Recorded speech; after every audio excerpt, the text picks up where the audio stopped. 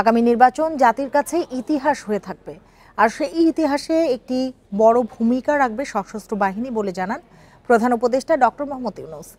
দেশের যুগোপযোগী উন্নয়ন ও জাতীয় স্বার্থ রক্ষায় নিজেদের জ্ঞান ও প্রজ্ঞা সর্বোত্তমভাবে প্রয়োগ করতে সশস্ত্র বাহিনীর সদস্যদের প্রতি আহ্বান জানান তিনি।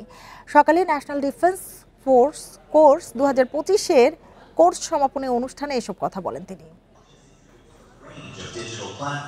রাজধানীর মিরপুর সেনানিবাসে defence services command and staff college কমপ্লেক্সে অনুষ্ঠিত ন্যাশনাল ডিফেন্স কোর্স 2025-এর কোর্স সমাপনী অনুষ্ঠানে অংশ নেন প্রধান উপদেষ্টা doctor Mohammad Yunus.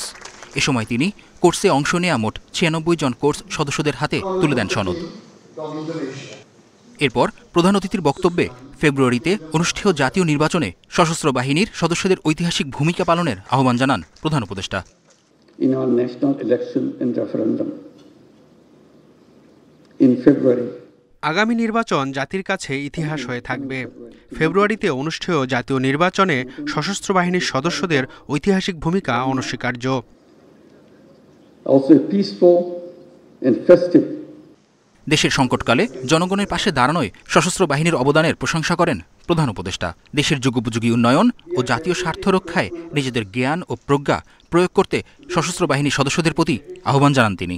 I'm proud to notice the progress of the armed forces and their enduring contributions to our national security. দেশের সংকটকালে জনগণের পাশে দাঁড়ানো এবং জাতীয় স্বার্থ রক্ষায় নিজেদের জ্ঞান ও প্রজ্ঞা প্রয়োগ করতে সশস্ত্র বাহিনীর সদস্যদের প্রতি আহ্বান জানাচ্ছে। Your continuous efforts during national crisis.